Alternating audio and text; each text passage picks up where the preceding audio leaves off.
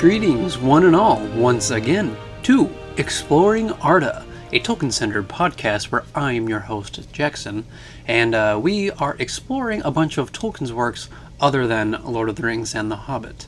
Now, we've done 2 short stories, and we've gone through a lot of the Silmarillion by now, and hopefully you guys have checked out my last episode where I talk with Christopher Tuthel about a bunch of board games and video games and even a little bit of D&D. So if you're a big as nerd as I am, you'll definitely appreciate that episode. So make sure to check that episode out. It was really, really fun. If you guys ever want to become part of the show, you can, just be part of that Tolkien Talks segment of the show. You can always just email me over at thelandsofordea.com. at gmail.com, not .com. I'm just very excited for this chapter, guys. But if you guys want to shoot me an email, I can definitely try to schedule a time where we can talk and you can be on the show, and I would absolutely love that. So with that all being said, yes, I'm very excited for this chapter. This is one of the biggest stories in the Silmarillion. It is on chapter 19 of Beren and Lúthien. So we are at that chapter now. And normally I try to keep my episodes under an hour, but I know for this chapter it's very long, it's very important, so this one's probably going to be over an hour, so just kind of be ready for that because it's definitely gonna be a long chapter. So just kind of a little heads up, I guess, for you guys. So, and I know behind me, here it is.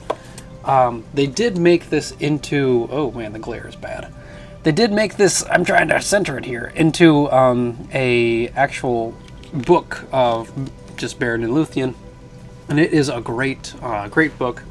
I know that someday in the future I will be reading Beren and Lúthien, Children of Húrin, and The Fall of Númenor, and also Fall of Gondolin. So we got like a bunch of books still way off in the future, but it is part of the Silmarillion story, so eventually we'll get there. So, but for now, we're going to read just what is in the chapter.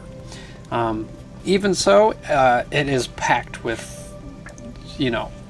adventure and tragedy and everything in between. So, so I think with everything kind of out of the way and sorted out, let me get kind of comfy here because this is going to be a long time. I think now we will finally get to chapter 19 of Beren and Lúthien. Alright, here we go. Among the tales of sorrow and of ruin that come down to us from the darkness of those days, there are yet some in which amid weeping there is joy, and under the shadow of death, light that endures. And of these histories most fair, still in the ears of the elves, is the tale of Beren and Lúthien. Of their lives was made the Lay of Lúthien, release from bondage, which is the longest save, one of the songs concerning the world of old. But here the tale is told in fewer words and without song. It has been told that Barahir would not forsake Dorthonion, and there Morgoth pursued him to the death, until at last there remained to him only 12 companions.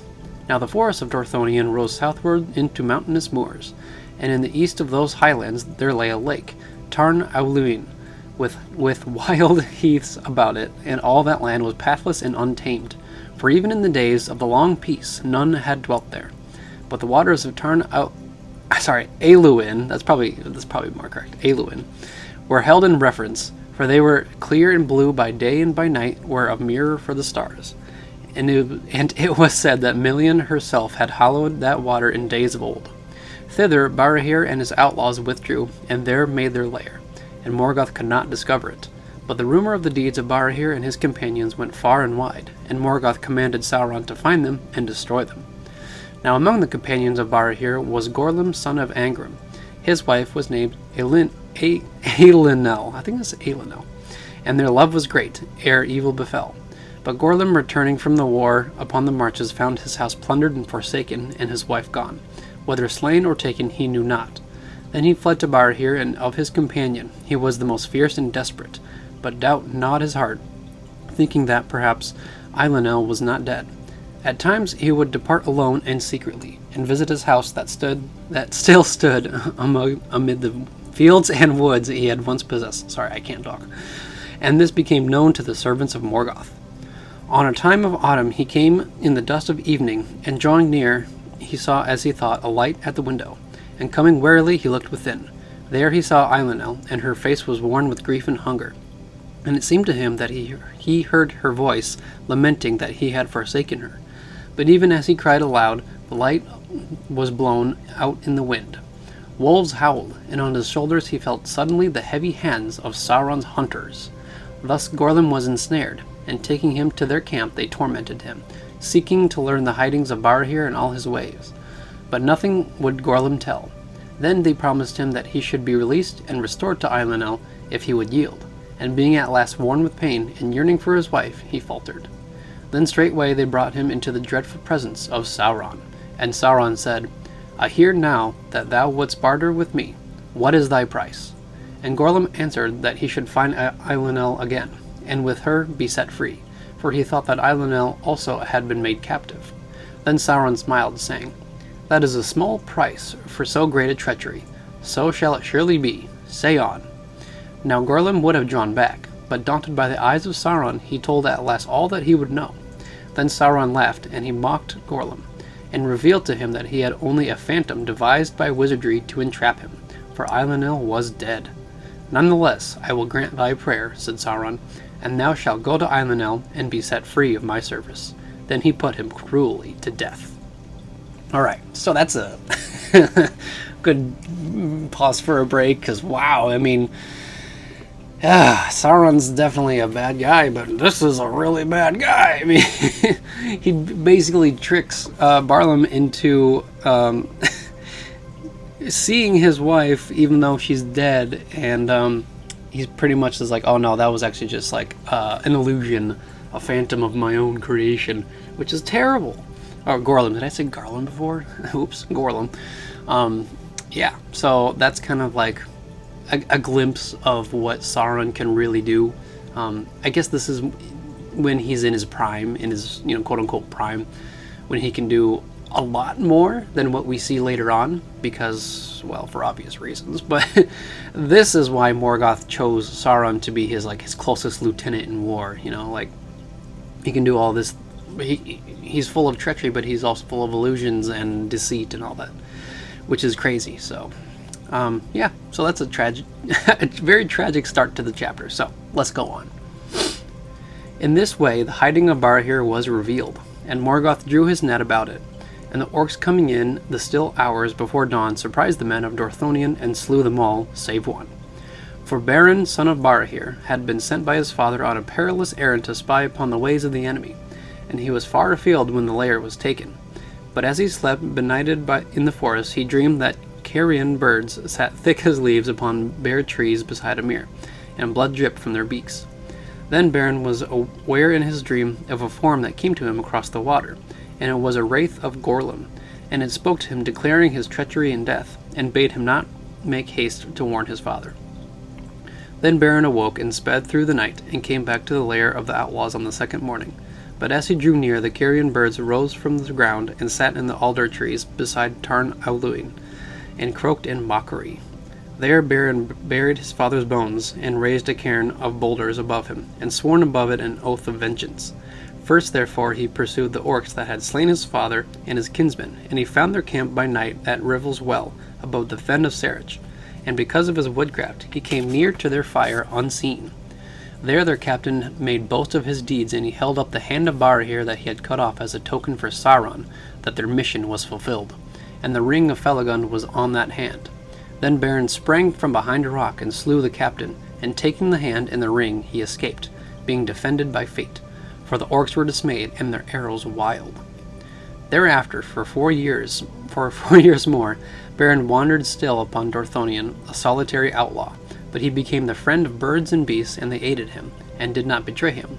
And from that time forth he ate no flesh, nor slew any living thing that was not in service of Morgoth. He did not fear death, but only captivity, and being bold and desperate, he escaped both death and bonds. And the deeds of lonely daring that he achieved were noised abroad throughout Beleriand, and the tale of them came even into Doriath. At length Morgoth set a price upon his head, no less than the price upon the head of Fingon, High King of the Noldor. But the orcs fled rather at the rumor of his approach than sought him out. Therefore an army was set against him under the command of Sauron. And Sauron brought werewolves, fell beasts, inhabited by dreadful spirits that he had imprisoned in their bodies. All that land was now become that. Hold on, I'm going to restart that. All that land was now become filled with evil, and all clean things were departing from it. And Beren was pressed so hard that at last he was forced to flee from Dorthonion. In time of winter and snow, he forsook the land and grave of his father, and climbing into the high regions of Gorgoroth, the mountains of terror, he descried afar the lands of Doriath. There it was put into his heart that he would go down into the hidden kingdom, where no mortal foot had yet trodden. I'll keep going here. Terrible was his southward journey. Sheer was the precipices of arid Gorgoroth, and beneath their feet, were shadows that were laid before the rising of the moon. Beyond lay the wilderness, of Dungorthab. I'm going to say Dungorthab. Yeah, there you go. Where the sorcery of Sauron and the power of Melian came together, and horror and madness walked. There spiders of the fell race of Ungoliant abode, spinning their unseen webs in which all living things were ensnared. And monsters wandered there that were born in the long dark before the sun, hunting silently with many eyes. No food for elves or men was there in that haunted land, but death only. That journey is not accounted least among the great deeds of Beren, but he spoke of it to no one after, lest the horror return into his mind, and none know now, or how, he found a way, and so came by paths that no man or elf else dared to tread to the borders of Doriath. And he passed through the mazes that Melian wove about the kingdom of Thingol, even as she had foretold, for a great doom lay upon him. Alright, so now we'll give a little break. So yeah, now we get introduced to Beren and his vengeance upon Morgoth. So obviously when Bar here is slain, and his father pretty much, which is Beren. So Beren learns this tragic fate of his father, and he knows how. I mean, they were really close. I can tell they were very close, especially when Beren makes this absolute oath of vengeance against Morgoth, because he's just like, no, like. And you'll see also later in this chapter how bent he is to really, really taking revenge on Morgoth. And he takes obviously the Ring of Bar here, which turns up later in Lord of the Rings with Aragorn and whatnot. And it just it's like a symbol of a very strong family house and a very strong bond as well, I feel like. And yeah, we get kind of Beren being kind of like, I guess like in a ranger's position, but also almost like a Robin Hood, but not really. Because Robin Hood is more like for the people, and he's just kind of like a wanderer. That's why I just say more of like a ranger itself. But he gets to the point where Morgoth puts a price on his head, even as high as Fingon, which is very, very high. Yeah, I mean, Fingon being the new king of the Noldor, as Fingolfin has been slain by Morgoth. And I'm pretty sure that Beren is just not afraid of Morgoth at all. Because he will take vengeance on him no matter what. And yeah, it's just very bold of him. And also the whole thing of going through Dungorthab, where basically a bunch of evil things await, and there's a huge mystery of what happened when Beren traversed through these lands. So I don't know, just like little like snippets like this are very interesting to read through, especially with such a I guess popular or famous figure in the Silmarillion lore. I just wonder what Beren really faced in there. If there was nothing, or if there was so much that he just did not want to tell anybody. I mean, that's kind of, it was really creepy. It was like everything was watching with many eyes, or hunting silently with many eyes, and monsters that were before the sun. Like, this is old stuff, so it's crazy. But we'll get back to the story because I don't want to be rambling for too long. Alright, so here we go. It is told in the Lay of Lúthien that Beren came stumbling into Doriath, grey and bowed as with many years of woe. So great had been the torment of the road. But wandering in the summer in the woods of Neldareth, he came upon Lúthien, daughter of Thingol and Melian, at a time of evening under moonrise. as she danced upon the unfading grass in the glades beside El Escalduin. There you go. Then all memory of his pain departed from him, and he fell into an enchantment, for Lúthien was the most beautiful of all the children of Iluvatar. Blue was her raiment as the unclouded heaven, but her eyes were grey as the starlit evening. Her mantle was sown with golden flowers, but her hair was dark as the shadows of twilight. As the light upon the leaves of the trees, as the voice of clear waters, as the stars above the mists of the world, such was her glory and her loveliness, and in her face was a shining light. But she vanished from his sight, and he became dumb as one that is bound under a spell, and he strayed long in the woods, wild and weary as a beast, seeking for her. In his heart he called her Tinuvil, that signifies nightingale, daughter of twilight in the grey elven tongue, for he knew no other name for her. And he saw her afar, as leaves in the winds of autumn, and in winter as a star upon a hill, but a chain was upon his limbs. There came a time near dawn on the eve of spring, and Lúthien danced upon a green hill, and suddenly she began to sing.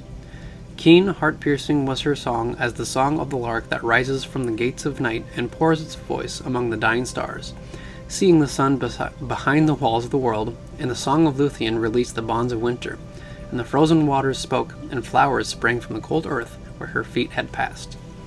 Then the spell of silence fell from Beren, and he called to her, crying Tinuvil, and the woods echoed the name. Then she halted in wonder and fled no more, and Beren came to her. But as she looked on him, doom fell upon her, and she loved him. Yet she slipped from his arms and vanished from his sight, even as the day was breaking. Then Beren lay upon the ground in a swoon, as one slain at once by bliss and grief. And he fell into a sleep, as it were into an abyss of shadow. And waking he was cold as stone, and his heart barren and forsaken. And wandering in mind he groped as one that is stricken with sudden blindness, and seeks with hand to grasp the vanished light. Thus he began the payment of anguish for the fate that was laid on him. And in his fate Lúthien was caught. And being immortal she shared in his mortality, and being free received his chain.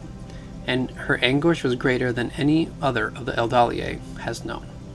Beyond his hope she returned to him where he sat in darkness, and long ago in the hidden kingdom she laid her hand on his. Thereafter often she came to him, and they went into secret through the woods together from spring to summer, and no others of the children of Iluvatar have had joy so great, though the time was brief. Alright, so we're going to stop really quick here. So, it's the meeting of Beren and Lúthien. And, first of all, you can see that Beren immediately just falls in love with Lúthien, which is awesome, just to kind of like read through it again. And you can also see the absolute power of Lúthien herself, as she, her magic, I guess, is displayed not just through her, like, dancing and presence, but also through her singing, which is very important later on in the chapter. But you can tell that she literally turns winter into spring. She goes throughout the woods and unmelts the ice and makes sure that the plants are growing again, and she just does this just by singing. And not only that, she actually puts Beren into, I guess, like an unforeseen spell in a way that he's just like, well, he's absolutely dazzled and enamored by her so much that when she sings, he just pop. He just collapses. That's how much in love he is with Lúthien, which is crazy. But it's also, it just shows how much like incredible power that Lúthien has, how much of a hold her singing can have on others. So it's really cool and really incredible, and we're gonna go right back into it here. So here we go. But Daron the minstrel also loved Lúthien, and he espied her meetings with Beren, and betrayed them to Thingol. Then the king was filled with anger, for Lúthien he loved above all things, setting her above all the princes of the elves, whereas mortal men he did not even take into his service. Therefore he spoke in grief and amazement to Lúthien, but she would reveal nothing, until he swore an oath to her that he would neither slay Beren nor imprison him. But he sent his servants to lay hands on him and lead him to Menegroth as a malefactor. I think it's malefactor. I'm going to say that one. And Lúthien, forestalling them, led Beren herself before the throne of Thingol, as if he were an honored guest. Then Thingol looked upon Beren in scorn and anger, but Melian was silent. "Who are you," said the king, "that come hither as a thief, and unbidden dare to approach my throne?"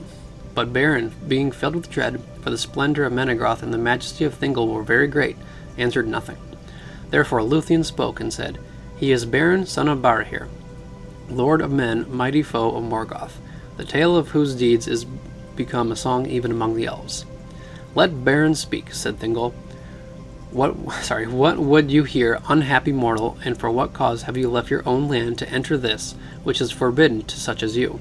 Can you show reason why my power should not be laid on you in heavy punishment for your insolence and folly? Then Beren, looking up, beheld the eyes of Lúthien, and his glance went also to the face of Melian, and it seemed to him that words were put into his mouth. Fear left him, and the pride of his eldest house of men returned to him, and he said, My fate, O king, led me hither, through perils such as few even of the elves would dare. And here I have found what I sought not indeed, but finding I would possess forever. For it is above all gold and silver, and beyond all jewels. Neither rock nor steel, nor the fires of Morgoth, nor all the powers of the elf kingdoms shall keep me from the treasure that I desire. For Lúthien your daughter is the fairest of all the children of the world. Then silence fell upon the hall, for those that stood there were astounded and afraid, and they thought that Beren would be slain.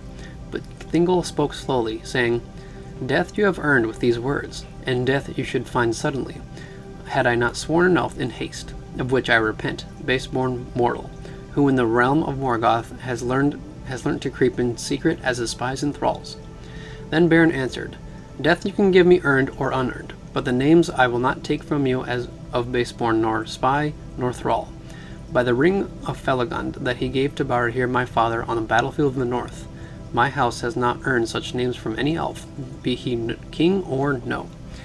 His words were proud, and all eyes looked upon the ring, for he held it now aloft, and the green jewels gleamed there that the Noldor had devised in Valinor. For this ring was like to twins... I can't talk today.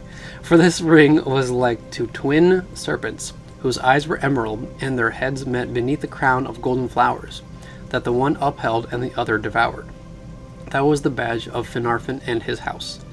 Then Melian leaned to Thingol's side, and in whispered counsel bade him forego his wrath. For not by you, she said, shall Beren be slain, and far and free does his fate lead him in the end, yet it is wound with yours. Take heed.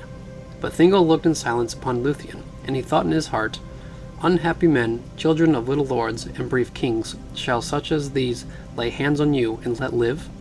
Then breaking the silence, he said, I see the ring, son of Barahir, and I perceive that you are proud and deem yourself mighty. But a father's deeds, even had his service been rendered to me, avail not to win the daughter of Thingol and Melian. See now, I too desire a treasure that is withheld, for rock and steel and the fires of Morgoth keep the jewel that I would possess against all the powers of the elf kingdoms. Yet I hear you say that bonds such as these do not daunt you. Go your way, therefore. Bring to me in your hand a Silmaril from Morgoth's crown, and then, if she will, Lúthien may set her hand in yours. Then you shall have my jewel. And though the fate of Arda lie within the Silmarils, yet you shall hold me generous. Thus he wrought the doom of Doriath, and was ensnared within the curse of Mandos. And those that heard those words perceived that Thingol would save his oath, and yet send Beren to his death. For they knew that not all the power of the Noldor, before the siege was broken, had availed even to see from afar the shining Silmarils of Feanor. For they were set in the Iron Crown, and treasured in Angband above all wealth, and Balrogs were about them, and countless swords, and strong bars, and unassailable walls, and the dark majesty of Morgoth. But Beren laughed. For little price, he said, do elven kings sell their daughters, for gems and things made by craft. But if this be your will, Thingol, I will perform it. And when we meet again, my hand shall hold a Silmaril from the Iron Crown, for you have not looked the last upon Beren, son of Barahir. Then he looked in the eyes of Melian, who spoke not, and he bade farewell to Lúthien to Nuviel, and bowing before Thingol and Melian, he put aside the guards about them, and departed from Menegroth alone. Then at last Melian spoke, and she said to Thingol, O king, you have devised cunning counsel, but if my eyes have not lost their sight, it is ill for you, whether Beren fail in his errand or achieve it, for you have doomed either your daughter or yourself. And now is Doriath drawn within the fate of a mightier realm. But Thingol answered, I sail not to elves or men those whom I love and cherish above all treasure. And if there were hope or fear that Beren should come back ever alive to Menegroth, he should not have looked again upon the light of heaven, though I had sworn it. But Lúthien was silent, and from that hour she sang not again in Doriath. A brooding silence fell upon the woods, and the shadows lengthened in the kingdom of Thingol. Alright, quick break here again. So, we get the pact made between King Thingol and Beren, the doom of, what was it? I'm already forgetting it. The doom of Doriath, there you go. So, basically, if it's not already obvious, is that Beren goes with Lúthien to talk to Thingol and Million, and it's mostly Thingol, and he's pretty much just like, look at this. So basically, all of the gems and jewels and golds of the world cannot compare to Lúthien, pretty much. And he's like, I would love to have Lúthien as my own, for us to be together and whatnot. Thingol is very angry. He's like, no, she's my daughter. But he's like, you know what? Actually, if you think that Lúthien is more than all of these treasures, I also have a treasure that I want, a Silmaril. Something, a little task for you. Go get a Silmaril from Morgoth's crown, come back to it, and you can have Lúthien. And Beren basically just like calls him out. He's just like, sure, okay, you haven't seen the last of me, and then he heads out. Which is incredible. This is why I absolutely love Beren. He's like one of my favorite characters. What was it? Yeah, he says, for you have not looked last upon Beren, son of Barahir. Oh, that is so cool. I love lines like that, where it's just so, it just really punches you. It's just like, yes. You really respect him after that, like, moment, I suppose. Like, it's great. If you guys can't already tell from my reading and all my reactions, it's just amazing of what Beren does for Lúthien. He's just, even as a fictional character, he's just someone that you can like actually look up to in a way. But yeah, so the doom of Doriath has now been set upon them, and now we're gonna go continuing with the story. I'm gonna be sure I am all set up here. All right, and here we go. It is told in the Lay of Lúthien that Beren passed through Doriath unhindered, and came at length to the region of the Twilight Mares, and the fens of Sirion, and leaving, I think it's Twilight Maris? Yeah, and the fens of Sirion.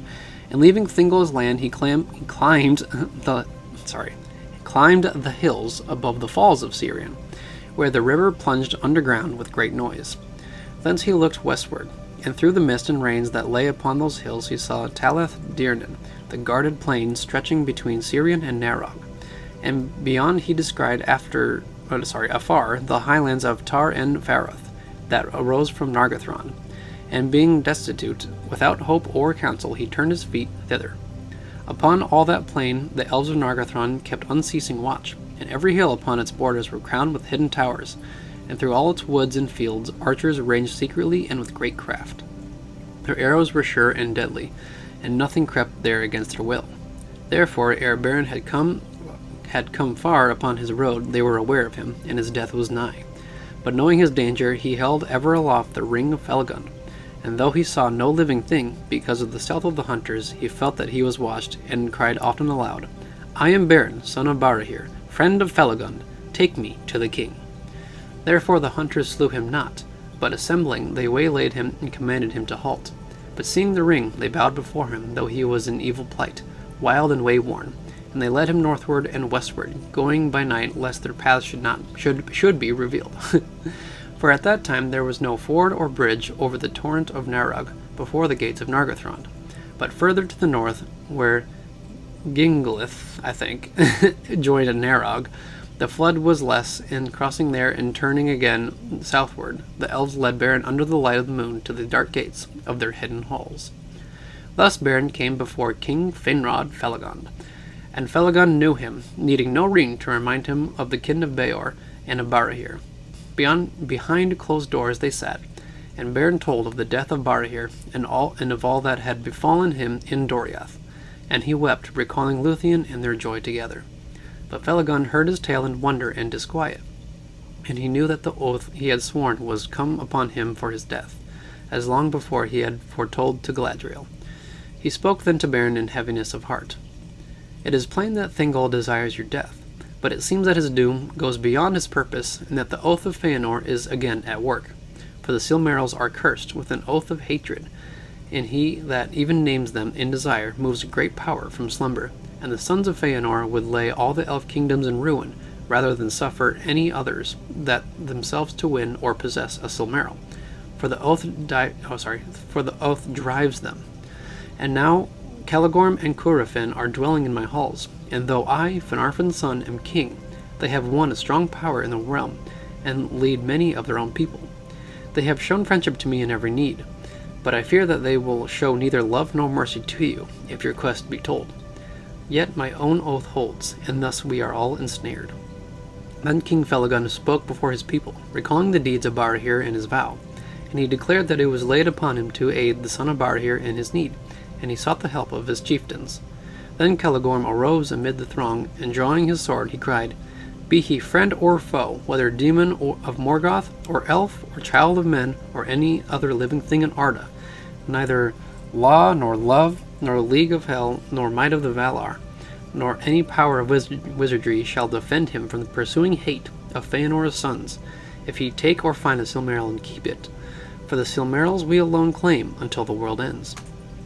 Many others he spoke, as potent as were long before in Tirion the words of his father that first inflamed the Noldor to rebellion.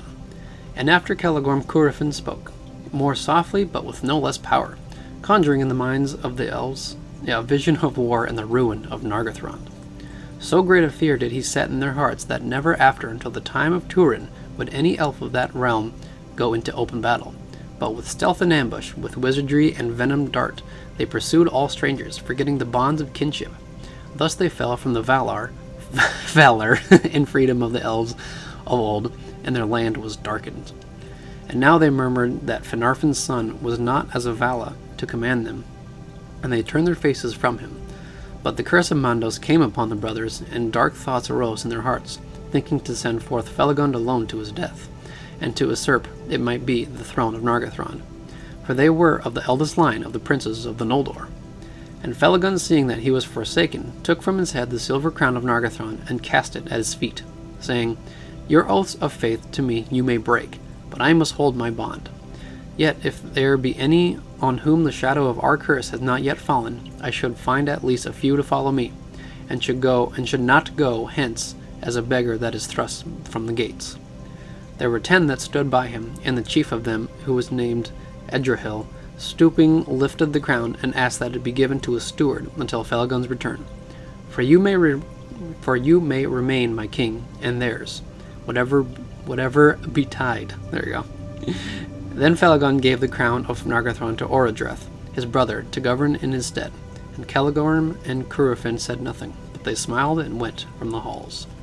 Alright, another quick break here. I'm trying to read as much as I can so that, get the get the story kind of going.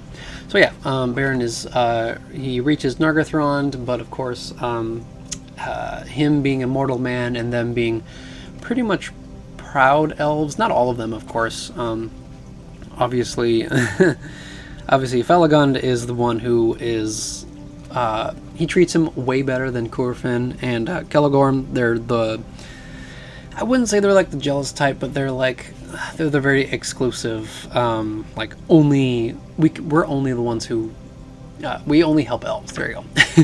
And for Beren to like kind of go through and get the help to claim the Silmarils, he's pretty much bringing the Oath of Feanor back into play, especially in like a time of war, which I get that it's like if you bring back a cursed Silmaril, I suppose, because it's been with Morgoth for so long, that oath is going to affect how rulers kind of, I guess, send out their defenses or hide or, just do anything like rash and irresponsible. So I kind of get that, but also at the same time, like, how are you supposed to stop Morgoth when he's just, hiding in his little fortress? And I shouldn't say even little fortress, it's a massive fortress. And it's on the crown of his head, and he's just sending out troops and making dark forces, and it's like, somebody's got to do something, right? But yeah, so Felagund pretty much hands over his crown with the help of Orodreth, his brother, and he's just like, look after the throne before I come back. And then Caligorm and Crufin are like, okay, all right. They don't even say anything, but they're like, you know that they're up to something. So, yeah, so here we go. Back to the story here. On an evening of autumn, Felagund and Beren set out from Nargothrond with their 10 companions, and they journeyed beside Narog to its source in the Falls of Ivrin. Beneath the shadowy mountains, they came upon a company of orcs and slew them all in their camp by night, and they took their gear and their weapons. By the arts of Felagund, their own forms and faces were changed into the likeness of orcs, and thus disguised they came far upon the northward road, and ventured into the western pass, between Ered Wethrin and the highlands of Tar Nufuin.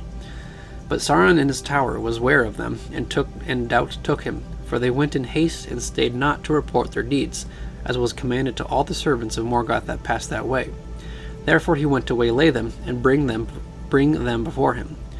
Thus befell the contest of Sauron and Felagund, which is renowned. For Felagund strove with Sauron in songs of power, and the power of the king was very great. But Sauron had the mastery, as is told in the Lay of Lúthien. Here we go. So, if you want to see physically here, it's actually part of poetry that Tolkien was accustomed to writing. So this is pretty cool. I think this is this might be one of the first poetry pieces in the Silmarillion, which is a long time. But here we go. It's pretty cool. Here it is. He chanted a song of wizardry, of piercing opening, of treachery, revealing, uncovering, betraying. Then sudden Felagund there swaying, sang in answer a song of staying, resisting, battling against power, of secrets kept, strength like a tower, and escape, why did I say that? And trust unbroken, freedom escape. That's why. Of changing and of shifting shape, of snares eluded, broken traps, the prison opening, the chains that snaps. Backwards and forwards swayed their song, reeling and foundering as ever more strong. The chanting swelled, Felagund fought, and all the magic and might he brought. Of elveness into his words, softly in the gloom they heard the birds, singing afar in Nargothrond, the sighing of the sea beyond. Beyond the western world, on sand of pearls in Elvenland. Then the gloom gathered, a darkness growing, in Valinor the red blood flowing. Beside the sea where the Noldor slew, the foam riders and stealing drew, their white ships with their white sails. From lamplit heavens the wind wails, the wolf howls, the ravens flee, the ice mutters in the mouths of the sea. The captives sad in Angband mourn, thunder rumbles, the fires burn, and Finrod fell before the throne. Whew, that was kind of tough to read. Then Sauron stripped from them their disguise, and they stood before him naked and afraid. But through their kinds were revealed, Sauron could not discover their names or their purposes. He cast them before into a deep pit, dark and silent, and threatened to slay them cruelly, unless one would betray the truth to him. From time to time they saw 2 eyes kindled in the dark, and a werewolf devoured one of the companions, but none betrayed their lord. I'll stop there for now. So Sauron is actually a very key villain figure into this story, and this is his official meeting of Beren and I guess Felagund too, because I mean he's also there too, and they pretty much they kind of have a song of power match off.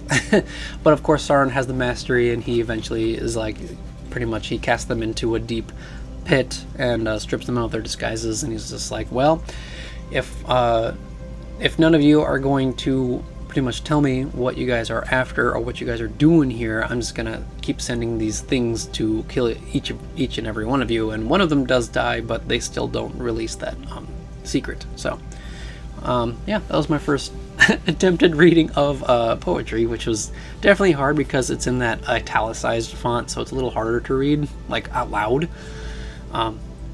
But, I did it, so there you go.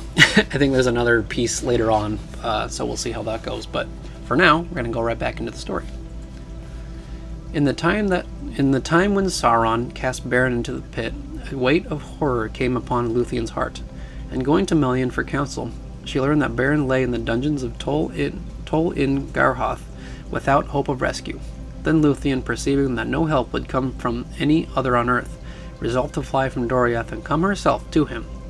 But she sought the aid of Daron, and he betrayed her purpose to the king.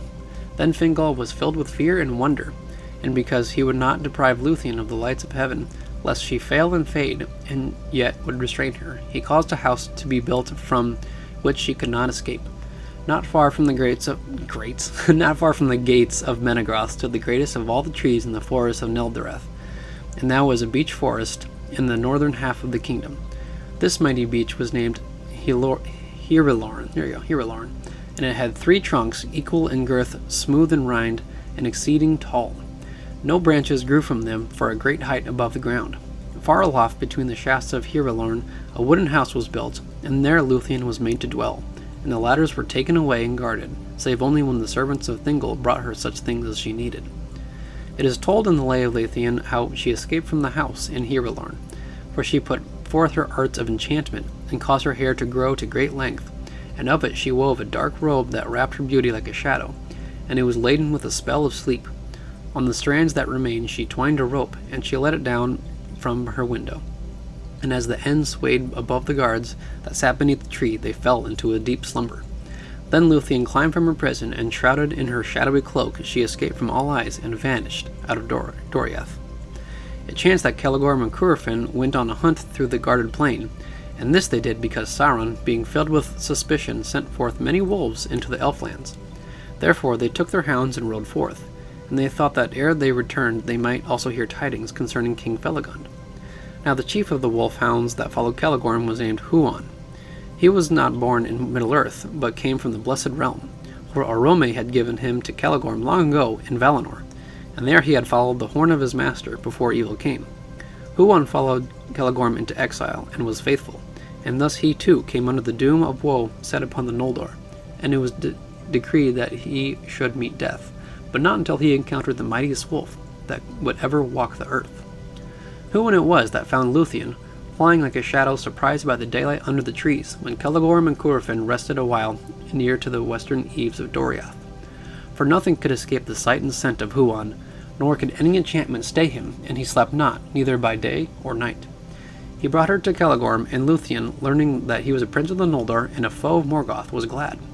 And she declared herself, casting aside her cloak. So great was her sudden beauty revealed beneath the sun that Celegorm became enamored of her. But he spoke her fair, and promised that she would find help in her need, if she returned with him now to Nargothrond.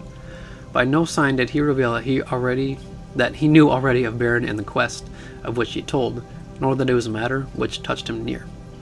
Thus they broke off the hunt and returned to Nargothrond, and Lúthien was betrayed, for they held her fast, and took away her cloak, and she was not permitted to pass the gates, or to speak with any save the brothers Celegorm and Curufin. For now, believing that Beren and Felagund were prisoners beyond hope of aid, they purposed to let the king perish, and to keep Lúthien, and force Thingol to give her hand to Celegorm. Thus they would advance their power, and become the mightiest of the princes of the Noldor. And they did not purpose to seek the Silmarils by craft or war, or to suffer any others to do so, until they had all the might of the elf kingdoms under their hands. Orodreth had no power to withstand them, for they swayed the hearts of the people of Nargothrond, and Celegorm sent messengers to Thingol, urging his suit. Alright, so I'm going to take a break there. So, the first part of this, well, not first part, but when I started reading again, something familiar happens. So Lúthien is, Lúthien becomes, there we go, Rapunzel. I had a mind blank for a minute. Yeah, she basically becomes Rapunzel because she has a ton of enchantments just ready to use, I suppose. Like, basically grows out her hair, and part of her enchantments is, I guess, part of her, so that makes the guards to fall asleep, and then she escapes that way. And of course, Thingol finds this super tall tree, puts her in there, ladders are taken away. I'm just like, oh, okay, so this is Tolkien's version. I guess this is the Ardian version of Rapunzel, which is actually pretty cool as well. I just kind of like how it kind of all wove together. But then, yeah, we also get introduced, well, not introduced, we get reintroduced to Huon, which we read about way earlier because of Orome and, him being the Valar who chased away and hunted down all of the evil deeds of Morgoth in the earlier days of Arda, which is, he's still definitely has become one of my favorite Valars as I'm rereading this. But yeah, Huon is very faithful to, I guess, the light, I guess you could say, quote unquote, the light against the darkness. He's on the light side. And he was gifted to Celegorm, even though both Celegorm and Crúthrin are terrible people, terrible elves. They pretty much trap Lúthien into Nargothrond, and they're like, oh, we got this really cool plan that we're going to keep her captive, and we got to, ransom Lúthien if Lúthien isn't forced to take the hand of Celegorm. So that's kind of terrible. Especially as the elves, they're like, why would you, yeah. Basically, Celegorm and Crúthrin are really bad elves, and if you've read the Silmarillion before, you already know this. So, but that's pretty much what's happened, and Huon is definitely takes the side of Lúthien. So even though he can't talk yet, I think he still has some left that he can say, but he still has to die, as per told, from his own doom. But he can't die until he pretty much fights the mightiest wolf that walks the earth. So very, very cool. And we'll head back to the story here. Make sure everything's ready. Alright, here we go. But Huon the Hound was true of heart, and the love of Lúthien had fallen upon him in the first hour of their meeting, and he grieved at her captivity. Therefore he came often to her chamber, and at night he lay before the door, and he felt that evil had come to Nargothrond. Lúthien spoke often to Huon in her loneliness, telling of Beren, who was the friend of all birds and beasts that did not serve Morgoth, and Huon understood all that was said, for he comprehended the speech of all things with voice, but it was permitted to him thrice only ere his death to speak with words. Now Huon devised a plan for the aid of Lúthien, and coming at a time of night, he brought her cloak, and for the first time he spoke, giving her counsel. Then he led her by secret ways out of Nargothrond, and they fled north together, and he humbled his pride and suffered her to ride upon him in the fashion of a steed, even as the orcs did at times upon great wolves. Thus they made great speed, for Huon was swift and tireless. In the pits of Sauron, I said Ben. That's kind of funny. In the pits of Sauron, Beren, there you go, and Felagund lay, and all their companions were now dead. But Sauron purposed to keep Felagund to the last, for he perceived that he was a Noldo of great might and wisdom. It does say Noldo, it doesn't say Noldor, so I'm just kind of making sure you guys know. And he deemed that in him lay the secret of their errand. But when the wolf came for Beren, Felagund put forth all his power and burst his bonds, and he wrestled with the werewolf and slew it with his hands and teeth. Yet he himself was wounded to the death. Then he spoke to Beren, saying, I go now to my long rest in the timeless halls beyond the seas and the mountains of Aman.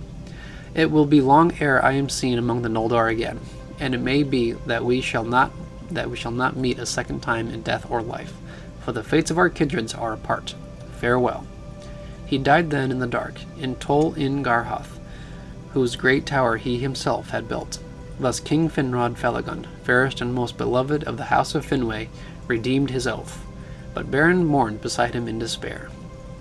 In that hour Lúthien came, and standing upon the bridge that led to Sauron's Isle, she sang a song that no walls of stone could hinder. Beren heard, and he thought that he had dreamed, for the stars shone above him, and in the trees the nightingales were singing. And in answer he sang a song of challenge that he had made in praise of the 7 stars, the sickle of the Valar that Varda hung above the north as a sign for the fall of Morgoth. Then all strength left him, and he fell down into darkness. But Lúthien heard his answering voice, and she sang then a song of greater power. The wolves howled, and the isle trembled. Sauron stood in the high tower, wrapped in his black thought. But he smiled hearing her voice, for he knew that it was the daughter of Melian. The fame of the beauty of Lúthien and the wonder of her song had long gone forth from Doriath, and he thought to make her captive and hand her over to the power of Morgoth, for his reward could be great. Therefore he sent a wolf to the bridge, but Huon slew it silently. Then Still Sauron sent others one by one, and one by one Huan took them by the throat and slew them. Then Sauron sent Draugluin, a dread beast, old and evil, lord and sire of the werewolves of Angband. His might was great, and the battle of Huan and Draugluin was long and fierce. Yet at length Draugluin escaped, and fleeing back into the tower, he died before Sauron's feet. And as he died, he told his master, "Huan is there." Now Sauron knew well, as did all in that land, the fate that was decreed for the Hound of Valinor, and it came into his thought that he himself would accomplish it. Therefore he took upon himself the form of a werewolf, and made himself the mightiest that had yet walked the world, and he came forth to win the passage of the bridge. So great was the horror of this approach that Huan leaped aside.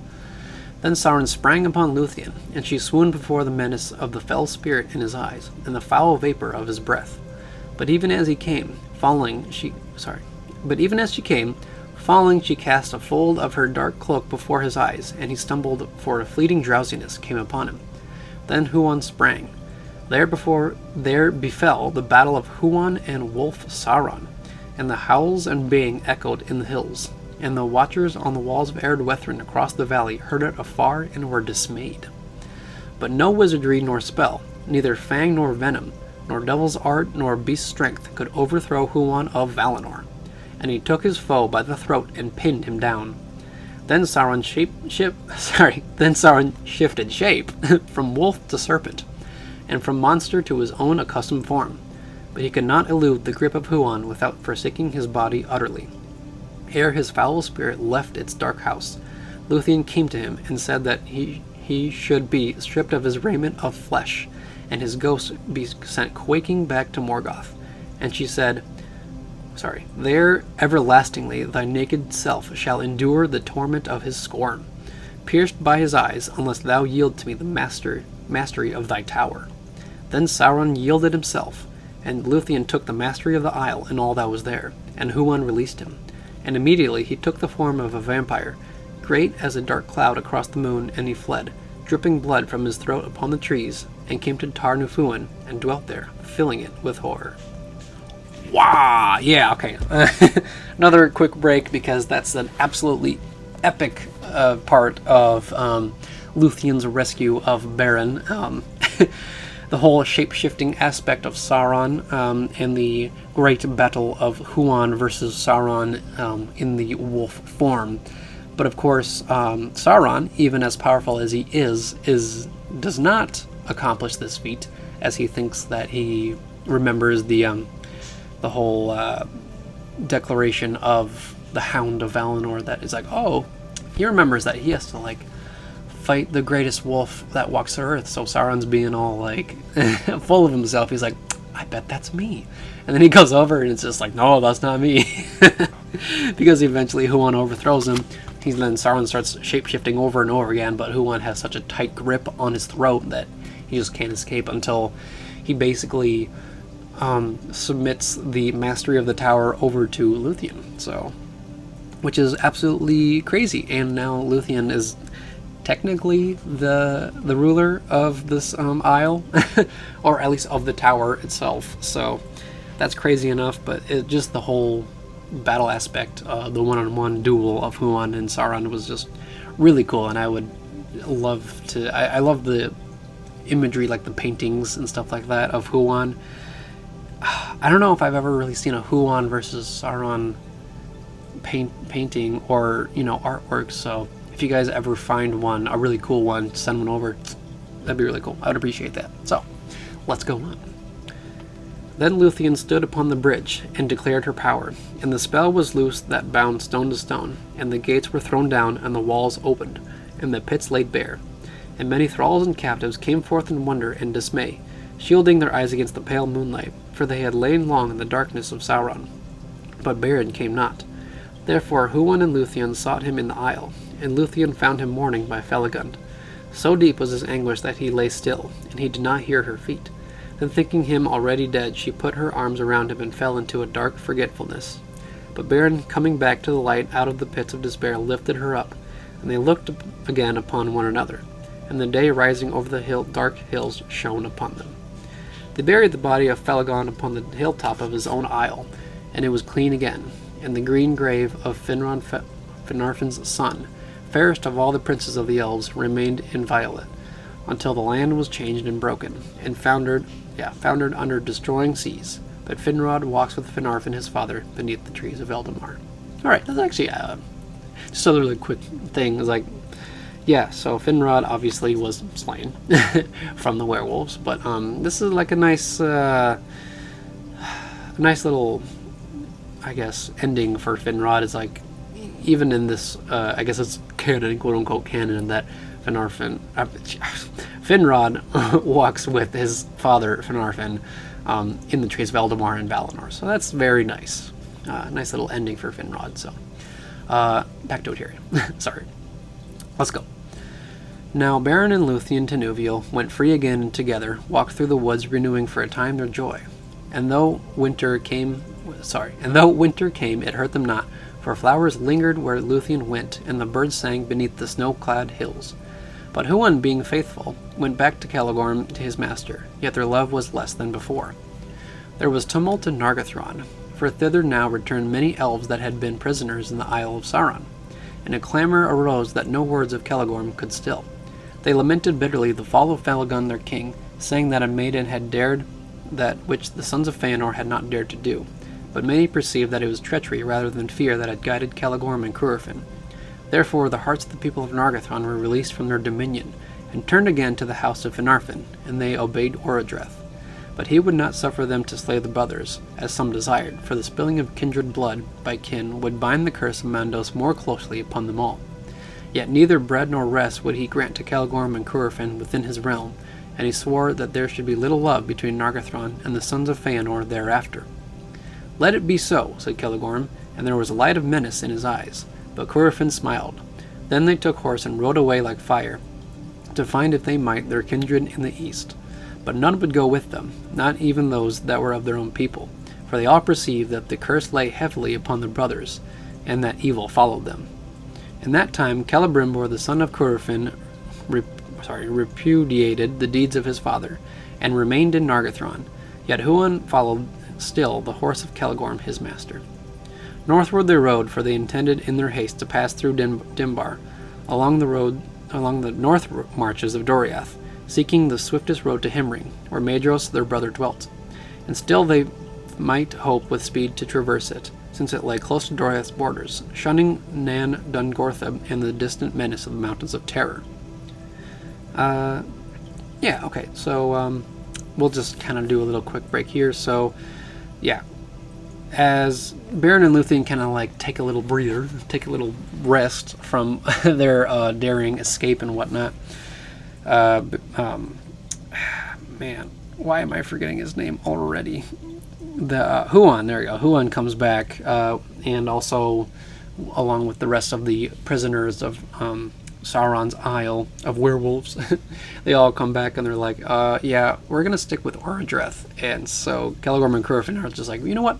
Fine, we'll be back. You haven't seen The Last of Us, and like they'll just like, and then they just leave, and Huan comes with them because he's bound to Caligorm's, I guess, mastery. So a little tension between the two elves and Nargothrond, which is never really good, but that's kind of what it is, especially with the elves and the Silmarillion. There's a lot of things that go on.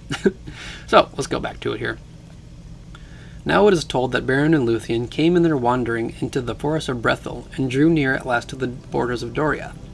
Then Beren took thought of his vow, and against his heart he resolved, when Lúthien was come again within the safety of her own land, to set forth once more. But she was not willing to be parted from him, saying, You must choose, Beren, between these two, to relinquish the quest and your oath, and seek a life of wandering upon the face of the earth, or to hold to your word and challenge the power of darkness upon its throne. But on either road I shall go with you, and our doom shall be alike. Even as they spoke together of these things, walking without heed of aught else, Caligorm and Curufin rode up, hastening through the forest, and the brothers espied them and knew them from afar. Then Caligorm turned his horse, and spurred it upon Beren, purposing to ride him down. But Curufin, swerving, stooped and lifted Lúthien to his saddle, for he was a strong and cunning horseman. Then Beren sprang from before Caligorm full upon the speeding horse of Curufin that had passed him, and the leap of Beren is renowned among men and elves. He took Curufin by the throat from behind and hurled him backwards, and they fell to the ground together. The horse reared and fell, but Lúthien was flung aside and lay upon the grass. Then Beren throttled Curufin, but death was near him, for Celegorm rode upon him with a spear. And that hour Huan forsook the service of Celegorm and sprang upon him, so that his horse swerved aside and would not approach Beren because of the terror of the great hound. Celegorm cursed both hound and horse, but Huan was unmoved. Then Lúthien, rising, forbade the slaying of Curufin, but Beren despoiled him of his gear and weapons and took his knife, Angrist. That knife was made by Telchar of Nargrad, and hung sheathless by his side. Iron it would cleave as if it were green wood. Then Beren lifting Curufin, flung him from him, and bade him walk now back to his noble kinsfolk, who might teach him to turn his valor to worthier use. Your horse, he said, I keep for the service of Lúthien, and I may be accounted happy to be free of such a master. Then Curufin cursed Beren under cloud and sky. Go hence, he said, unto a swift and bitter death. Celegorm took him beside him on his horse, and the brothers made then as if to ride away. And Beren turned away and took no heed of their words. But Curufin, being filled with shame and malice, took the bow of Celegorm and shoot back as they went, and the arrow was aimed at Lúthien. Huan, leaping, caught it in his mouth, but Curufin shot again, and Beren sprang before Lúthien, and the dart smote him in the breast. It is told that Huan pursued the sons of Feanor, and they fled in fear, and returning he brought to Lúthien an herb out of the forest. With that leaf she staunched Beren's wounds, and by her arts and by her love she healed him. And thus at last they returned to Doriath. There Beren, being torn between his oath and his love, and knowing Lúthien to be now safe, arose one morning before the sun, and committed her to the care of Huan. Then, in great anguish, he departed while she slept upon the grass. Alright, so I'm going to do a little quick break here. So, this is also another reason why Curufin and Celegorm are terrible, because they hate Beren so much that they're just ready to kill him, just like that, just right on the road, and they don't even care if Lúthien dies, because they sent an arrow hurling towards Lúthien, 2 arrows, because the first one Huan caught in his mouth, the other one struck Beren as he leapt forth. So that's how much in love he is with Lúthien. So, excuse me. It's just incredible about how much he really does for Lúthien and everything he will do in the future. But as Huan and Lúthien pretty much heal Beren, I guess he has some sort of feeling that he doesn't want them in danger anymore, so he pretty much he gets healed and then he sets off in the middle of the night. So if that's what he wants, I suppose. So now we'll continue the story here. He rode northward again with all speed to the pass of Sirion, and coming to the skirts of Tarnu Fuin, he looked out across the waste of Anfaglith, and saw afar the peaks of Thangorodrim. There he dismissed the horse of Curufin, and bade it leave now dread and servitude, and run free upon the green grass in the lands of Sirion. Then, being alone and upon the threshold of the final peril, he made the song of parting, in praise of Lúthien in the lights of heaven, for he believed that he must now say farewell to both love and light. Of that song these words were part. This is the other part. Farewell, sweet earth and northern sky, for ever bless, since here did lie, and here with lissom limbs did run, beneath the moon, beneath the sun. Lúthien to Nuviel, more fair than mortal tongue can tell, though all to ruin fell the world, and were dissolved and backward hurled, unmade into the old abyss, yet were its making good for this, the dusk, the dawn, the earth, the sea, that Lúthien for a time should be. And he sang aloud, caring not what ear should overhear him, for he was desperate and looking for no escape. But Lúthien heard his song, and she sang in answer, as she came through the woods unlooked for Huan, consenting once more to be her steed, had borne her swiftly hard upon Beren's trail. Long he had pondered in his heart what counsel he could devise for the lightening of the peril of these two whom he loved. He turned aside, therefore, at Sauron's isle, as they ran northward again, and he took thence the ghastly wolf-hame of Drogluin, and the bat-fell of Thuringwethel. She was the messenger of Sauron, and was wont to fly in vampire's form to Angband. and her great-fingered wings were barbed at each joint's end with an iron claw. Clad in these dreadful garments, Huan and Lúthien ran through Tarnufuan, and all things fled before them. Beren, seeing their approach, was dismayed, and he wondered, for he had heard the voice of Tinuviel, and he thought it now a phantom for his ensnaring. But they halted and cast aside their disguise, and Lúthien ran towards him. Thus Beren and Lúthien met again between the desert and the wood. For a while he was silent, and was glad, but after a space he strove once more to dissuade Lúthien from her journey. "Thrice now I curse my oath to Thingol," he said, and I would that he had slain me in Menegroth, rather that I should bring you under the shadow of Morgoth. Then for the second time Huan spoke with words, and he counselled Beren, saying, "From the shadow of death you can no longer save Lúthien, for by her love she is now subject to it. You can turn from your fate and lead her into exile, seeking peace in vain while your life lasts. But if you will not deny your doom, then either Lúthien, being forsaken, must assuredly die alone, or she must with you challenge the fate that lies before you, hopeless yet not certain. Further counsel I cannot give, nor may I go further on your road. But my heart forebodes that what you find at the gate I shall myself see. All else is dark to me, yet it may be that our three paths lead back to Doriath, and we may meet before the end." Then Beren perceived that Lúthien could not be divided from the doom that lay upon them both, and he sought no longer to dissuade her. By the counsel of Huan and the arts of Lúthien he was arrayed now in the hame of Dragluin, and she in the winged fell of Thuringwethel. Beren became in all things like a werewolf to look upon, save that in his eyes there shone a spirit grim indeed, but clean. And horror was in his glance as he saw upon his flank a bat-like creature clinging with creased wings. Then, howling under the moon, he leapt down the hill, and the bat wheeled and flittered above him. Alright, cool. So another quick break here. This is definitely the longest I've ever done.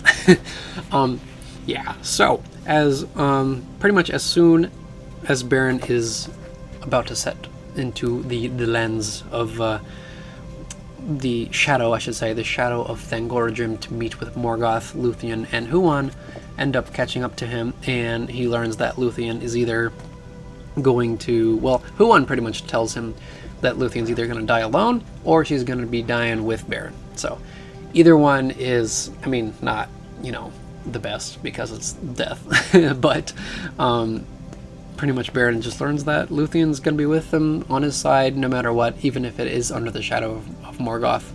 So basically Beren takes the disguise of a wolf, and Lúthien takes the disguise of Thuringwethel, which is basically a huge vampire bat, and they pretty much go charging into Morgoth's lair, which is really cool. I know I've seen a painting, I think, of that, or I should say like a digital artwork of it, where it's basically that, and it's just so cool.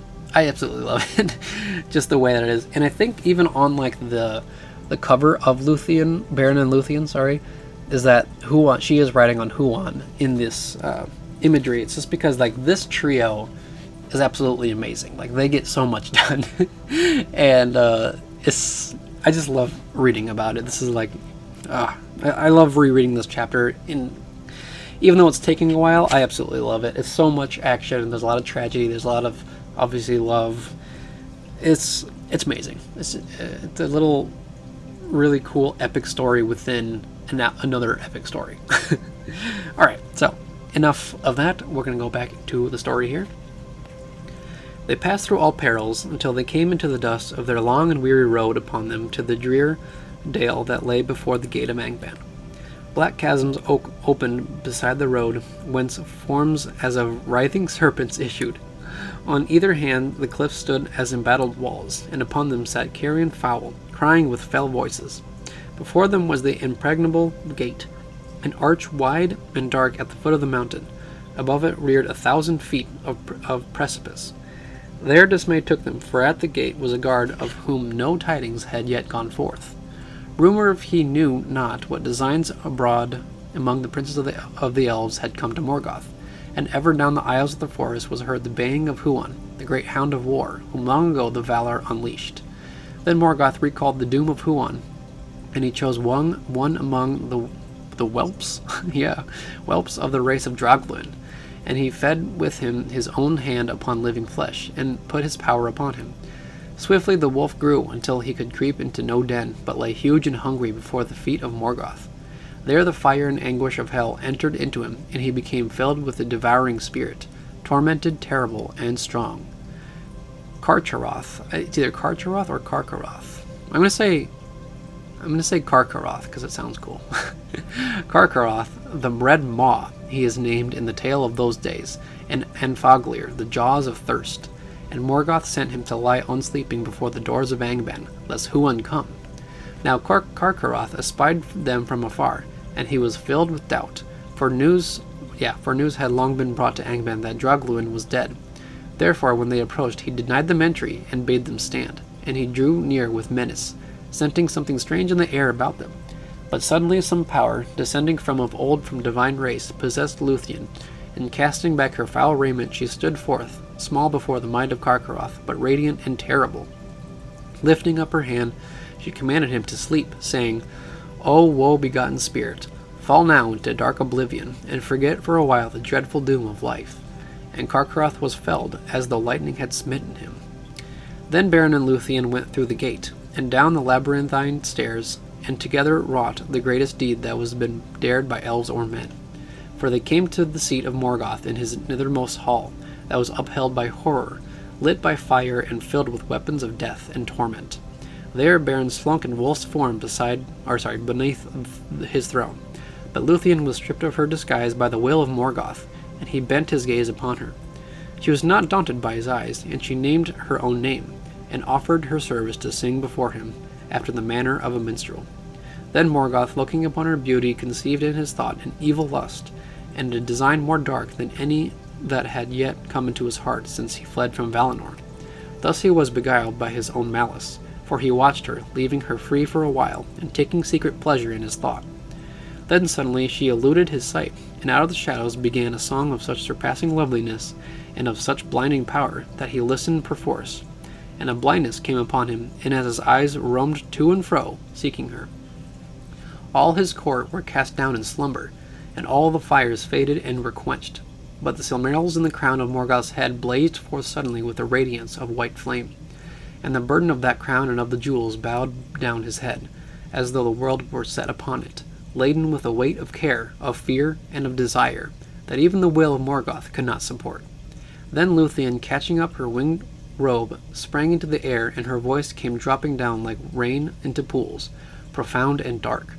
She cast her cloak before his eyes, and she set upon him a dream, dark as the outer void, where once he walked alone.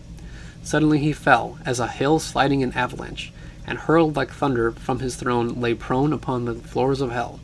The iron crown rolled echoing from his head. All things were still. Now I'm going to keep reading, actually. As a dead beast, Beren lay upon the ground, but Lúthien, touching him with her hand, aroused him, and he cast aside the wolf-hame. Then he drew forth the knife Angrist, and from the iron claws that held it he cut a Silmaril. As he closed it in his hand, the radiance welled through his living flesh, and his hand became as a shining lamp. But the jewel suffered his touch, and hurt him not. It came then into Beren's mind that he would go beyond his vow, and bear out Angband all three of the jewels of Feanor. But such was not the doom of the Silmarils. The knife Angrist snapped, and a shard of the blade flying smote the cheek of Morgoth. He groaned and stirred, and all the host of Angband moved in sleep. Then terror fell upon Beren and Lúthien, and they fled, heedless and without disguise, desiring only to see the light once more. They were neither hindered nor pursued, but the gate was held against their going out, for Carcharoth had arisen from sleep, and stood now in wrath upon the threshold of Angband. Before they were aware of him, he saw them, and sprang upon them as they ran. Lúthien was spent, and she had not time nor strength to quell the wolf, but Beren strode forth before her, and in his right hand he held aloft the Silmaril. Carcharoth halted, and for a moment was afraid. "Get you gone, and fly," cried Beren, "for here is a fire that shall consume you and all evil things." And he thrust the Silmaril before the eyes of the wolf. But Carcharoth looked upon that holy jewel, and was not daunted, and the devouring spirit within him awoke to sudden fire, and gaping he took suddenly the hand within his jaws, and he bit it off at the wrist. Then swiftly all his innards were filled with a flame of anguish, and the Silmarils seared his accursed flesh. Howling, he fled before them, and the walls of the Valley of the Gate echoed with the clamor of his torment. So terrible did he become in his madness that all the creatures of Morgoth that abode in that valley, or were upon any of the roads that led thither, fled far away. For he slew all living things that stood in his path, and burst from the north with ruin upon the world, and of all the terrors that came ever into Beleriand, ere Angban's fall, the madness of Carcharoth was the most dreadful, for the power of the Silmaril was hidden within him. Alright, we're almost there, guys. Don't worry, we got like 4 pages left. So yeah, this comes the epic part where Beren and Lúthien get to sneak into Morgoth's lair with a disguise, but then Lúthien pretty much takes off the disguise and the garment and whatnot, and she sings for him, and the spell is so powerful that he ends up pretty much swooning under under her spell, and just BAM! And then he's just laid on the floor, defeated, I guess. Yeah, I would say it's defeated. And Beren pretty much takes off his own disguise as the wolf, takes the dagger Angerus and like kind of cuts out the first Silmaril, and he kind of like hesitates for a moment because he wants to take all 3 of the Silmarils, but that's when he messes up, because I guess he got a little too eager for that, and yeah, when he cuts out the second one, it breaks, and then the shard of the blade hits Morgoth, and then Morgoth wakes up, and everybody flees. Everybody's terrified. And then they make Carcharoth, and with Beren gripping the Silmaril, he bites his hand off. So very dreadful, very scary stuff, but it's just also a very cool scene. Probably one of the best scenes in the in the chapter, just because it's Beren and Lúthien literally just making Morgoth fall asleep, just like that. And it's like one of the most daring adventures of men and elves as it was written, pretty much. And I can see why. It is very, very scary place, and especially with Carcharoth guarding the entrance of hell, pretty much, and Morgoth just like being there with all of his darkness and hate, and it's incredible. So back to it here. I'm gonna try to finish by 1.5 hours, but we'll see. So yeah, here we go. Now Beren lay in a swoon within the perilous gate, and death drew nigh him, for there was a venom. Sorry, whoa. Something came into my nose there. Wow. For there was a venom on the fangs of the wolf. Lúthien with her lips drew out the venom, and she put forth her failing power to staunch the hideous wound. But behind her in the depths of Angband the rumor grew of great wrath aroused. The hosts of Morgoth were awakened.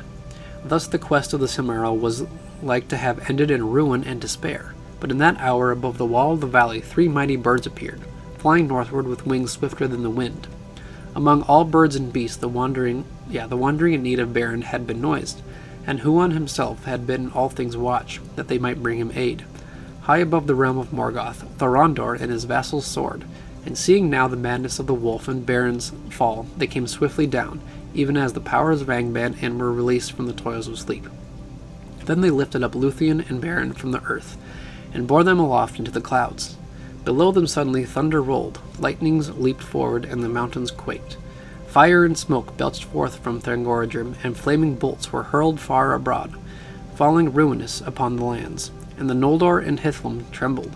But Thorondor took his way far above the earth, seeking the high roads of heaven, where the sun day long shines unveiled, and the moon walks amid the cloudless stars. Thus they passed swiftly over Dor Nufaglith, and over Tar Nufuin, and came upon the hidden valley of Tumladen. No cloud nor mist lay there, and looking down, Lúthien saw far below, as a great light starting from a green jewel, the radiance of Gondolin, the fair, where Turgon dwelt. But she wept, for she thought that Beren would surely die. He spoke no word, nor opened his eyes, and knew therefore nothing of his flight.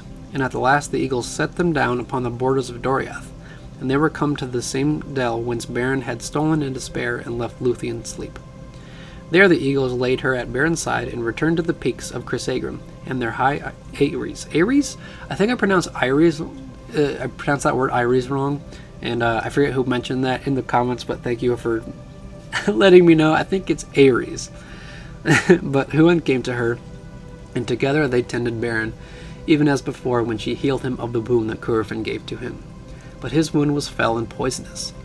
Long Beren lay, and his spirit wandered upon the dark borders of death, knowing ever an anguish that pursued him from dream to dream.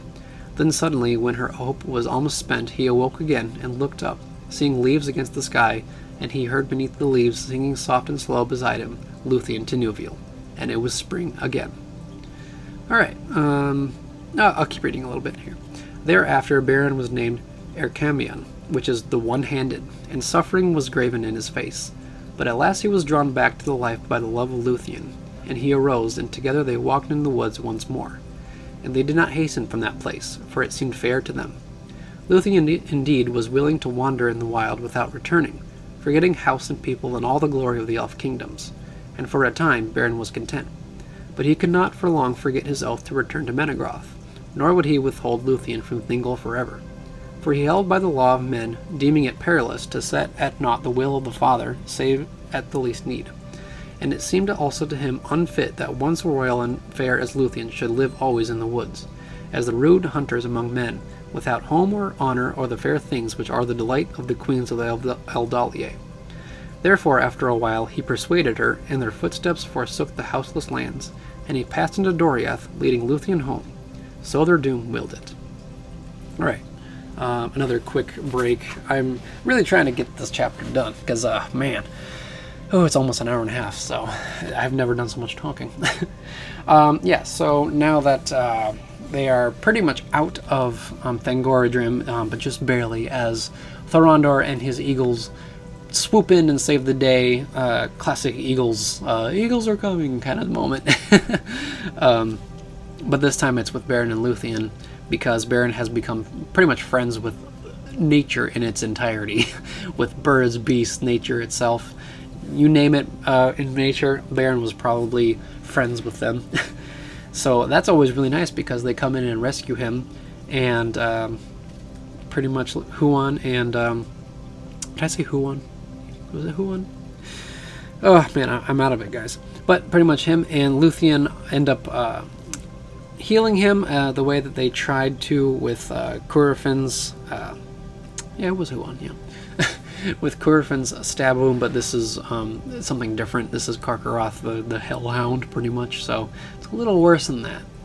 And eventually he wakes up and realizes that, you know what, he doesn't want Lúthien to be wandering the woods with a bunch of, like, you know, scraggly wild men. He's like, nah, this isn't really the path for a princess, pretty much, of the Noldor. And she's like, so he's like, I'll lead her home, and pretty much leave her there. So he kind of like makes that decision for himself. So back to it here. Upon Doriath, evil days had fallen. Grief and silence had come upon all of its people when Lúthien was lost. Long they had sought for her in vain, and it is told that in that time Daron the minstrel of Thingol strayed from that land, and was seen no more. He it was that made music for the dance and song of Lúthien before Beren came to Doriath, and he had loved her and set all his thought of her in his music. He came to the greatest of all the minstrels of all the elves east of the sea, named even before Maglor, son of Feanor. But seeking for Lúthien in despair, he wandered upon strange paths, and passing over the mountains, he came into the east of Middle-earth, where for many ages he had made lament beside dark waters for Lúthien, daughter of Thingol, most beautiful of all living things. In that time Thingol turned to Melian, but now she withheld her counsel from him, saying that the doom that he had devised must work to its appointed end, and that he must wait now upon time. But Thingol learned that Lúthien had journeyed far from Doriath, for messengers came secretly from Caligorm, as has been told, saying that Felagorn was dead, and Beren was dead, but Lúthien was in Nargothrond, and that Caligorm would wed her. Then Thingol was wrathful, and he sent forth spies, thinking to make war upon Nargothrond. And thus he learned that Lúthien was again fled, and that Caligorm and Curufin were driven from Nargothrond. Then his counsel was in doubt, for he had not the strength to assail the 7 sons of Feanor, but he sent messengers to Himring to summon their aid in seeking for Lúthien, since Caligorm had not sent her to the house of her father, nor had he kept her safely. But in the north of his realm his messengers met with a peril sudden and unlooked for, the onslaught of Carcharoth, the wolf of Angband. In his madness he had run ravening from the... Ravening? Or ravening? He run ravening from the north, and passing at length over Tarnafuin, upon its eastern side he came down upon the sources of Escalduin, like a destroying fire. Nothing hindered him, and the might of Melian upon the borders of the land strayed him not, for fate drove him, and the power of the Silmaril that he bore into his torment. Thus he burst into the inviolate woods of Doriath, and all fled away in terror. Alone of the messengers, Mablung, chief captain of the king, escaped, and he brought the dread tidings to Thingol. Even in that hour Beren and Lúthien returned, hastening from the west, and the news of their coming went before them like a sound of music, borne by the wind into dark houses where men sit sorrowful. They came at last to the gates of Menegroth, and a great host followed them. Then Beren led Lúthien before the throne of Thingol, her father, and he looked in wonder upon Beren, whom he had thought dead, but he loved him not, because of the woes that he had brought upon Doriath. But Beren knelt before him and said, I return according to my word. I am come now to claim my own. And Thingol answered, What of your quest, and of your vow? But Beren said, It is fulfilled. Even now a Silmaril is in my hand. Then Thingol said, Show it to me. And Beren put forth his left hand, slowly opening its fingers, but it was empty. Then he held up his right arm, and from that hour he named himself Camlost, the empty-handed. Then Thingol's mood was softened, and Beren sat before his throne upon the left, and Lúthien upon the right, and they told all the tale of the quest, while all there listened and were filled with amazement. And it seemed to Thingol that this man was unlike all other mortal men, and among the great in Arda, and the love of Lúthien a thing new and strange. And he perceived that their doom might not be withstood by any power of the world. Therefore, at the last, he yielded his will, and Beren took the hand of Lúthien before the throne of her father. Alright, another quick break. It is another 2.5 pages, so after this I will finish the chapter, because it's been a long time. Yeah, so Beren and Lúthien actually end up coming back to Thingol, and pretty much Beren tells him that, yes, I do still have a grip on the Silmaril, which is, I don't know, I think it's kind of like a joke in a way, because, I mean, technically, yes, because he was gripping the Silmaril as Carcharoth bit it off, so he's like, yes, I do have it in hand, it's just I don't have the hand. And I guess in that moment, Thingol's just like, he actually went all the way to Thangordrim, challenged Morgoth, well, not really challenged him, but snuck into there because they told the whole tale and everybody listened, and I'm sure that would be an amazing tale to tell for the first time. I guess it would be like here, in a way, it's just less stuttering, in a way, in a better voice. But also at the same time, Carcharoth is on a rampage going through the Elven lands, destroying things like a mad wolf, most likely because the Silmaril is still inside him. A holy light burning through something that's like, he's the hellhound, he's an evil beast, so of course that holy light is like divinely burning through him, I guess, in a way, to kind of put it into perspective. I don't know. So we will go back to it here, and we're going to finish this chapter. So be ready for that. Make sure everything's kind of set up here. Alright, cool. But now a shadow fell upon the joy of Doriath at the return of Lúthien the Fair.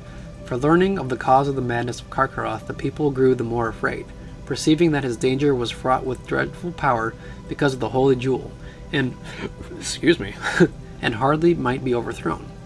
And Beren, hearing of the onslaught of the wolf, understood that the quest was not yet fulfilled. Therefore, since daily Carcharoth drew nearer to Menegroth, they prepared the hunting of the wolf, of all pursuits of beasts whereof tales tell the most perilous.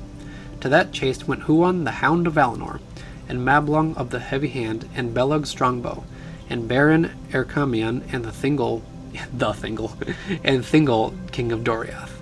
They rode forth in the morning and passed over the river Escalduin, but Lúthien remained behind at the gates of Menegroth. A dark shadow fell upon her, and it seemed to her that the sun was sickened and turned black. The hunters turned east and north, and following the course of the river, they came at last upon Carcharoth the wolf in a dark valley, down the northern side whereof Escalduin fell in a torrent over steep falls. At the foot of the falls, Carcharoth drank to ease his consuming thirst, and he howled, and thus they were afraid of him.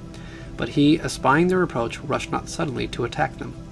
It may be that the devil's cunning of his heart awoke, being for a moment eased of the pain by the sweet waters of Escalduin, and even as they rode towards him he slunk aside into a deep brake, and there lay hid.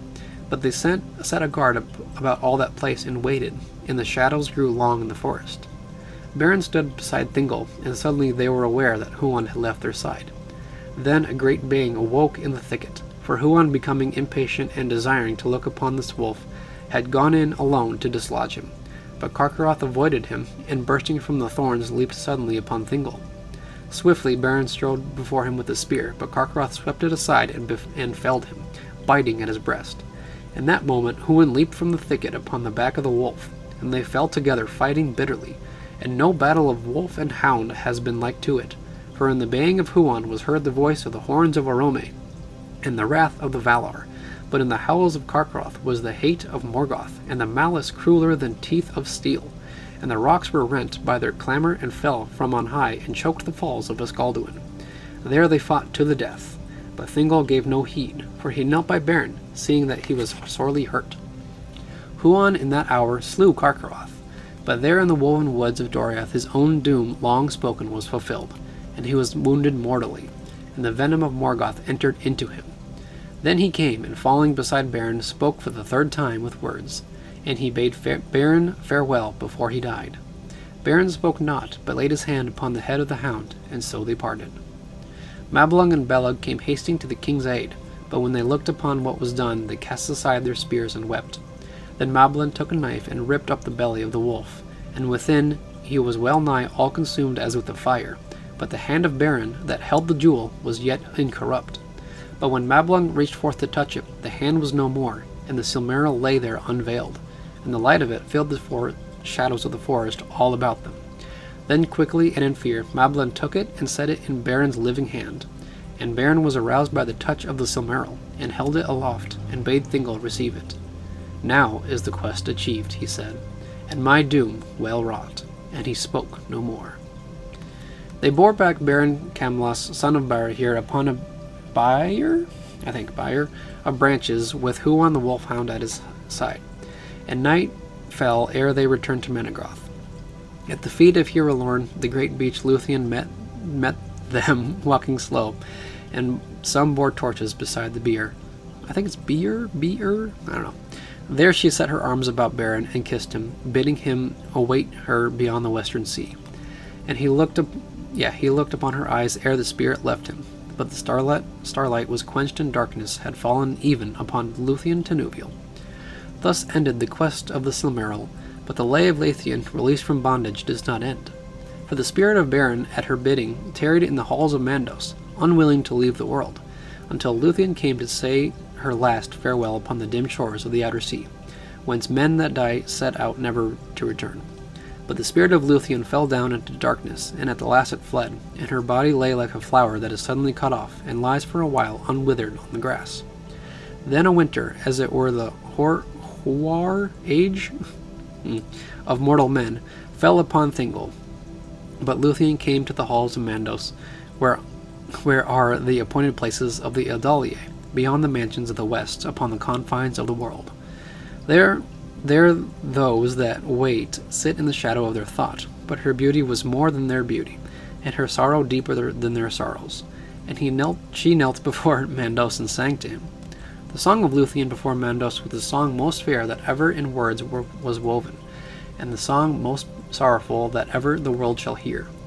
Unchanged, imperishable, it is sung still in Valinor beyond the hearing of the world, and listening the Valar are grieved. For Lúthien wove two themes of words, of the sorrow of the Eldar and the grief of men, of the two kindreds that were made of Iluvatar to dwell in Arda, in the kingdom of earth, amid the innumerable stars. And as she knelt before him, her tears fell upon his feet like rain upon the stones.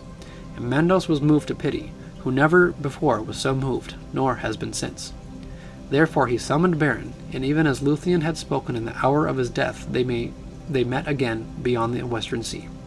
But Mandos had no power to withhold the spirits of men that were dead within the confines of the world, after their time of waiting, nor could he change the fates of the children of Iluvatar. He went therefore to Manwë, lord of the Valar, who governed the world under the hand of Iluvatar. And Manwë sought counsel in his inmost thought, where the will of Iluvatar was revealed. These were the choices that he gave to Lúthien.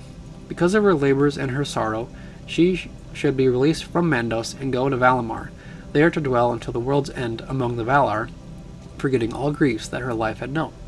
Thither Beren could not come, for it was not permitted to the Valar to withhold death from him, which is the gift of Iluvatar to men.